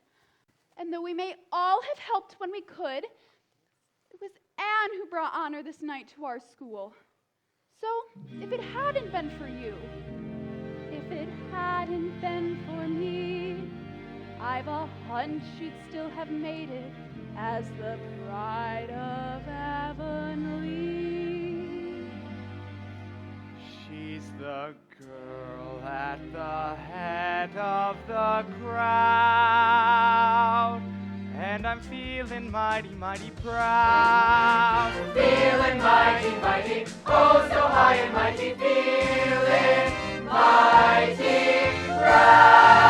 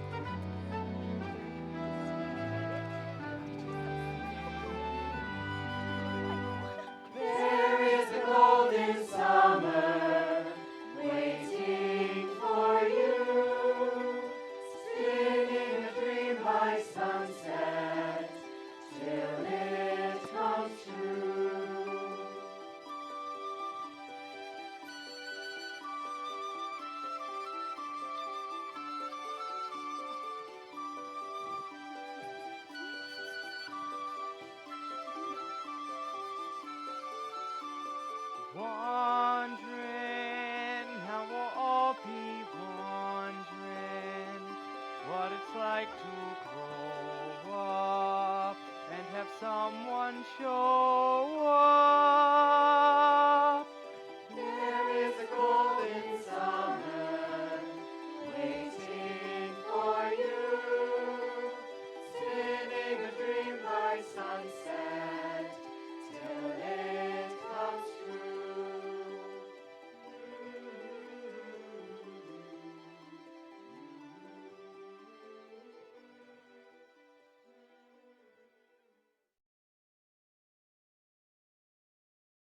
I knew we needed an extra hand to help with the heavy work. Doctor said you couldn't do it yourself, and now... Please, Marilla. All that Not now. All that lifting you've been doing, trotting into town for puff sleeves. Don't you budge until the doctor gets here.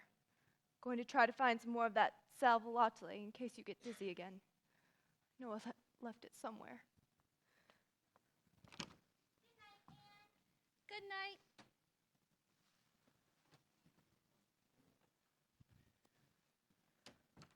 Oh, Matthew, I couldn't find you or Marilla anywhere. So we walked home, and we sang all the way. And the blossoms looked so white at night, and... Is anything wrong, Matthew? Just bursting proud of my little girl. That's all. Do you know what I was thinking all the way home, Matthew? About the first time I saw Green Gables. I was in the buggy with you, and I talked all the way from the station, remember? Oh, Matthew, I'm so glad you let me stay, even though I wasn't a boy. We'd rather have had you than a dozen boys. I guess it wasn't a boy who won the Avery Scholarship. No, it wasn't. But of course, Gilbert was runner-up. And that's just about the same thing. Except, without the scholarship, his father can't afford to send him to Queens. Gilbert will make his mark. Never fear. You know, I think the best thing about winning a scholarship is that it announces to the world that you've got some sense. I was never quite sure before, but I think the odds of me becoming sensible are greater than ever. Marilla always said I was too romantic, by far. Don't lose all your romance, Anne. A little romance is a good thing. Keep just a little of it.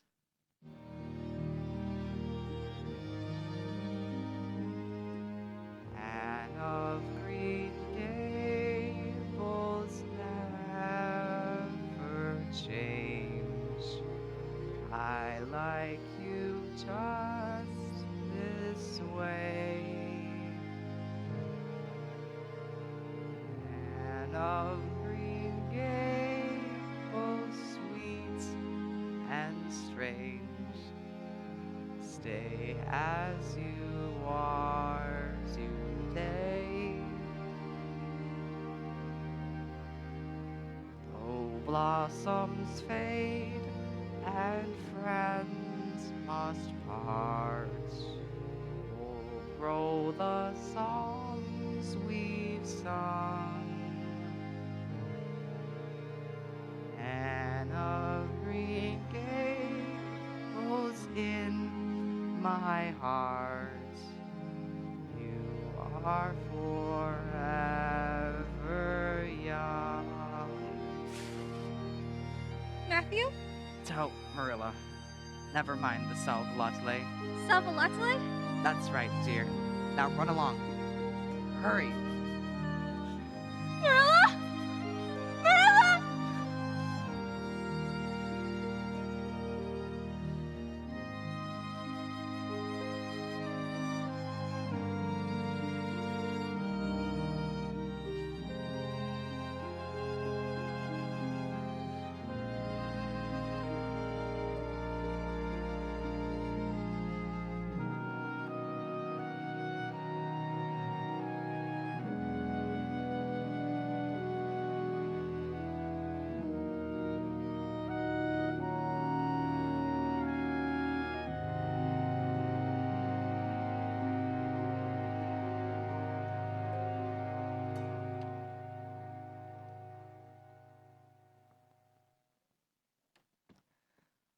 I'll fix us a good, strong cup of tea.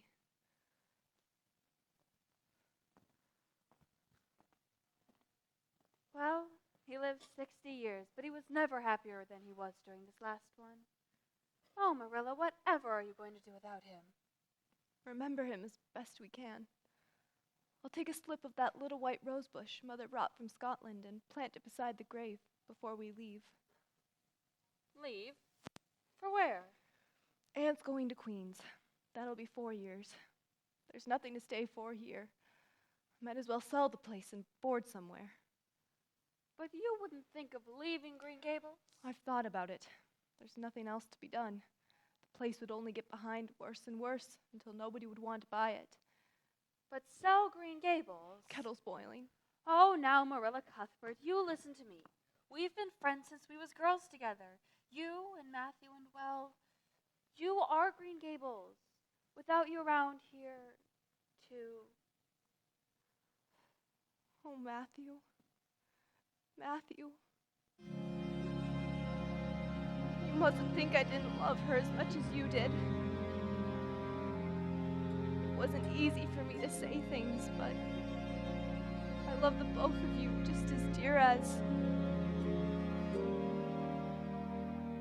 I can't find the words, can't get out the phrases when he needed love. Did I sing his praises? Where did the words go? When I was beside him, why couldn't I show all the love that my heart felt toward him? I adored him. God, reward him.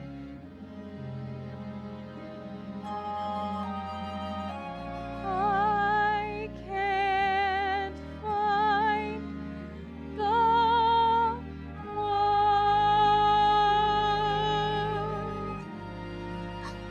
Oh, Marilla, are you all right? Oh, Marilla, was it something I said?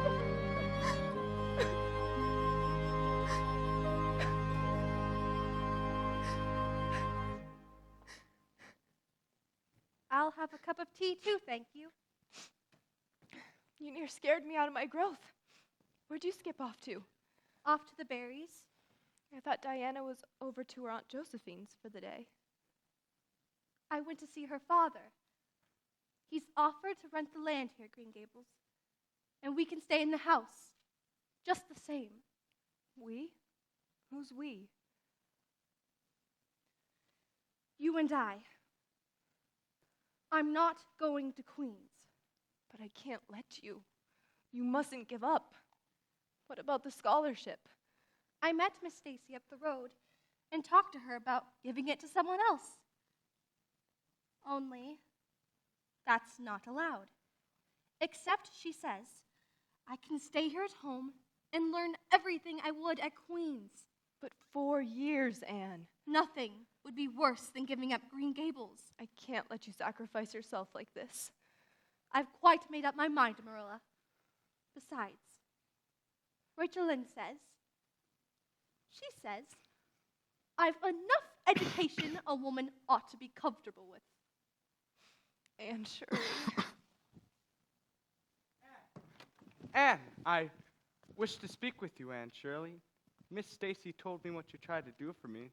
It was awfully good of you. It wasn't particularly good of me at all, Gilbert. I couldn't go to Queens, so I saw no reason why somebody, well, anybody shouldn't go. Anne, you are going to keep up with your studies, aren't you? I hope to. So am I.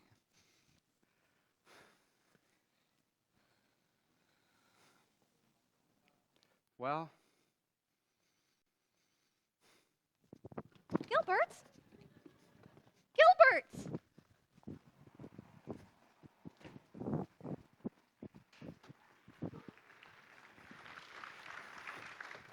Gilbert! Gilbert! maybe this time you'll help me. Gilbert, we are going to be good friends, aren't we? I don't see why not. We've been good enemies.